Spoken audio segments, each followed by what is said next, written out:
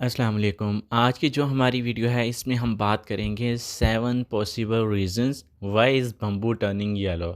हम कुछ ऐसी रीज़न्स के बारे में बात करेंगे कि जो हमारा house indoor lucky bamboo plant है उसके जो लीव हैं वो येलो क्यों हो जाते हैं, क्या वजह है जिसकी वजह से वो जो लीव्स हैं वो येलो हो जाते हैं।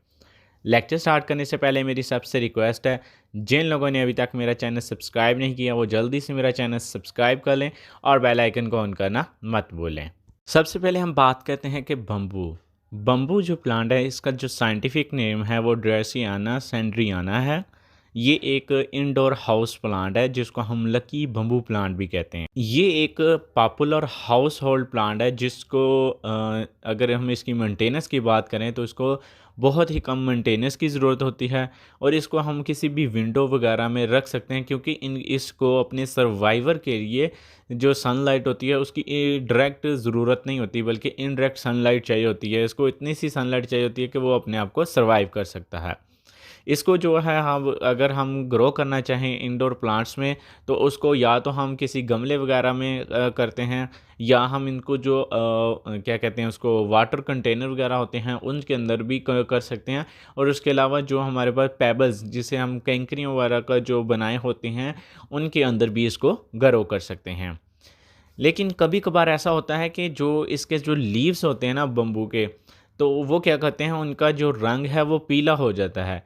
इसके रंग के पीला होने की काफ़ी सारी वजूहात हैं। हो सकता है कि वो ओवर फर्टिलाइज़र की वजह से हो या किसी और वजह से हो। तो इस वीडियो में हम उन चीज़ों के बारे में रीज़न्स के बारे में बात करेंगे कि वो कौन सी रीज़न्स हैं जिसकी वजह से ये जो बम्बू है इनके जो लीव्स हैं उनका रंग जो है वो पीला हो जाता है और हम उन रीज़न्स पे कैसे काबू पा के जो हमारा बम्बू प्लांट है उसको रिकवर कर सकते हैं। सबसे पहले बात करते हैं टू मच सनलाइट। जैसे कि मैंने पहले बताया कि जो ये बम्बू प्लांट होता है इसको डायरेक्ट सनलाइट की ज़रूरत नहीं होती, इसको सिर्फ थोड़ी सी सनलाइट की ज़रूरत होती है जिसे हम इनडायरेक्ट वे में भी प्रोवाइड कर सकते हैं। जैसे ही इसको डायरेक्ट जो सनलाइट मिलती है तो वो उसकी वजह से इसका रंग जो है पीला हो जाता है। जैसे कि हम जानते हैं कि जो सनलाइट है वो तो प्लांट के लिए मफीद है क्योंकि क्लोरोफिल वगैरह बनती है जिसकी वजह से वो अपनी खुराक बनाते हैं। लेकिन ये जो बम्बू प्लांट है इसको ज़्यादा सनलाइट की ज़रूरत नहीं होती। जैसे ही इसको ओवर मिकदार में सनलाइट मिलती है तो इसकी वजह से इसके जो लीव्स हैं वो येलो होना शुरू हो जाते हैं। तो अगर हम इसको इस चीज़ से अवॉइड करना चाहते हैं तो हम इसको जो प्लांट है उसको ऐसी जगह पे लोकेट करें जहाँ पे सनलाइट डायरेक्ट सनलाइट ना पड़ती हो। उसके बाद हम बात करते हैं ओवर वाटरिंग। कोई भी चीज़ है उस जिसकी ज़्यादती जो है ना वो उसके लिए भी नुकसानदेह होती है। कमी तो भी नुकसानदेह होती है और ज़्यादती भी नुकसानदेह होती है। इसलिए हर चीज़ का बैलेंस मिकदार में होना ज़रूरी है। तो अगर हम इसके जो बम्बू के लीव्स येलो की जो दूसरी रीज़न है उसके बारे में बात करें तो ओवर वाटरिंग है। तो रीज़न ये हो सकती है कि हो सकता है कि जिस हमने उसको कंटेनर में वाटर कंटेनर में या पेबल्स में इसको ग्रो किया है उसका जो पानी है वो फ्रेश ना हो। और जो होता है इफ़ यू आर ग्रो और your bamboo in water and pebbles instead of putting soils be sure to change the water. अगर आप कहते हैं कि जी पुटिंग सॉइल के अलावा आप पुटिंग सॉइल के अलावा इसको पेबल्स वगैरह में करते हैं तो उसके लिए इसको पानी का चेंज होना ज़रूरी है। इसके बाद हम बात करते हैं ओवर फर्टिलाइज़ेशन की। कहते हैं कि ओवर फर्टिलाइज़ेशन जो है ना ये भी क्या करते हैं जो बम्बू लीव्स हैं उसको येलो करना शुरू कर देते हैं। अगर हम बम्बू प्लांट्स की बात करें ना तो इसको ज़्यादा फर्टिलाइज़र की ज़रूरत ही नहीं होती। हम कभी कभार या मंथ में एक मंथ में इसके लिए 1-2 ड्रॉप काफ़ी होते हैं फर्टिलाइज़र के लिए क्योंकि जो फर्टिलाइज़र है वो इसके लिए ज़रूरी नहीं है। लेकिन अगर हमारे पास जो हमने इसको पॉट में लगाया हुआ है तो वो पॉटिंग सॉइल जो है वो हमारी अच्छी है, उसका ड्रेनेज अच्छा है। तो जो भी ज़रूरी न्यूट्रिएंट्स वगैरह हैं वो हम प्लांट्स को उस सॉइल से मिल जाते हैं। तो इस वजह से जो फर्टिलाइज़र वगैरह हैं उसकी इसको ज़रूरत ही नहीं होती। हम बात करते हैं हार्श वाटर।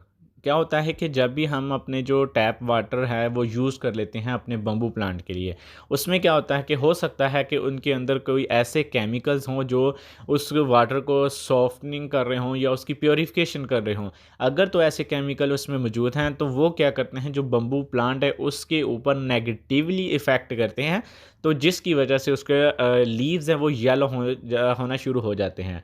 तो इसके लिए हमें चाहिए कि हम डिफरेंट वेज यूज़ करें कि जो हमने वाटर प्रोवाइड करना है उसकी वजह से ये लीव्स येलो ना हो। उसमें हम क्या कर सकते हैं कि टैप वाटर की बजाय डिस्टिल्ड वाटर यूज़ कर सकते हैं, या हम जो बारिश का फ्रेश वाटर है ना उसको कलेक्ट करके हम प्लांट के लिए अप्लाइड कर सकते हैं। या थर्ड वे ये है कि हमने क्या करना है, जो टैप वाटर यूज़ करना है उसको हमने क्या करना है, सबसे पहले कंटेनर में फिल कर देना है और उसको हमने कुछ देर के लिए ऐसे ही छोड़ देना है, इसलिए कि उसकी वजह से इससे क्या होगा कि जो वो क्लोरीन या दूसरे केमिकल्स होंगे वो क्या कर देंगे, हवा के अंदर फैल जाएंगे या निकल जाएंगे, डेसिपेट कर जाएंगे। तो उसके बाद हम बात करते हैं टेम्परेचर चेंज की। चेंज की बात करें तो जैसे ही टेम्परेचर चेंज होगा तो डेफिनेटली वो क्या है आपके प्लांट के ऊपर इफ़ेक्ट करेगा, जिसकी वजह से क्या होगा, जैसे ही टेम्परेचर इफ़ेक्ट करेगा प्लांट जो है वो स्ट्रेस में आ जाएगा, जिसकी वजह से आपके जो प्लांट की लीव्स हैं वो क्या होना, येलो होना शुरू हो जाएंगे।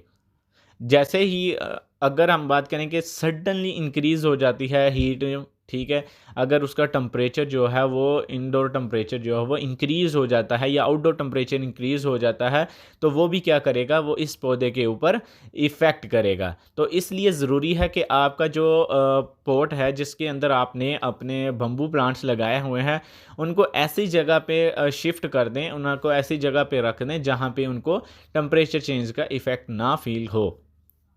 बात करते हैं ओवर क्राउडेड कंटेनर, कि हमें जो कंटेनर यूज़ करने हैं वो ओवर क्राउडेड नहीं होने चाहिए, क्योंकि जो हमारा बम्बू प्लांट होता है इसको ज़रूरी होता है कि जो इसकी रूट्स हैं वो हेल्दी रहें, क्योंकि ज़ाहिर सी बात है रूट अगर हेल्दी होंगी तो हमारा प्लांट जो है वो हेल्दी होगा। तो अगर हम क्या करते हैं, जो हमारे बम्बू प्लांट है उसको किसी वाटर में या पेबल्स वगैरह में हम इसको ग्रो करते हैं, तो इसके लिए ज़रूरी है कि जो वो पेबल्स हैं उनको क्लीन करना ज़रूरी है। जैसे ही हम एक प्लांट को दूसरे जगह में शिफ्ट करेंगे तो उसमें जो पेबल्स यूज़ करनी है उनका अच्छे से साफ़ होना ज़रूरी है। उसमें हम क्या कर सकते हैं, उसको जो सोफ़ी वाटर है उसके साथ उसको क्लीन कर सकते हैं। इससे क्या होगा कि जो बैक्टीरियल वगैरह होंगे वो रिमूव हो जाएगा, और उसको उसके सोफ़ी वाटर के साथ रिंस करने के बाद हम उसको अच्छी तरह रिंस कर देंगे, धो देंगे। और अगर हमने अपने जो बम्बू वगैरह हैं उनको हमने किसी पॉटिंग सॉइल में किया हुआ है तो उसमें क्या करेंगे, जो पहले प्लांट की जो सॉइल होगी उसको लूज़ कर देंगे, उसको निकाल देंगे, अच्छे से साफ़ कर लेंगे और उसको नई जो फ्रेश सॉइल है और नया कंटेनर है उसमें शिफ्ट कर देंगे। और सबसे हम लास्ट में बात करते हैं एज की, कि जो हमारे बम्बू प्लांट्स हैं उसकी जैसे ही उम्र ज़्यादा होती जाती है तो इसके लिए इससे क्या होता है कि जो हमारा प्लांट्स हैं वो क्या करता है, जो हमारे ओल्डर लीव्स होते हैं वो येलो होना शुरू हो जाते हैं और न्यू लीव्स जो हैं वो इमर्ज होना निकलने शुरू हो जाते हैं। तो इसकी वजह से हम क्या करते हैं कि जैसे ही वो येलो लीव्स आते हैं और न्यू ग्रोथ स्टार्ट हो जाती है, तो इसमें हम क्या करते हैं कि जो हमारे ओल्ड लीव्स होते हैं जो येलो हो चुके होते हैं उनको हम क्या करते हैं, ट्रिम कर देते हैं, उनको निकाल देते हैं। तो ये थी रीज़न कि किस वजह से हमारा जो बम्बू प्लांट है वो उसके जो लीव्स हैं वो येलो हो जाते हैं। अगर आप लोगों को मेरी वीडियो पसंद है इसको लाइक और शेयर करना मत भूलें। शुक्रिया।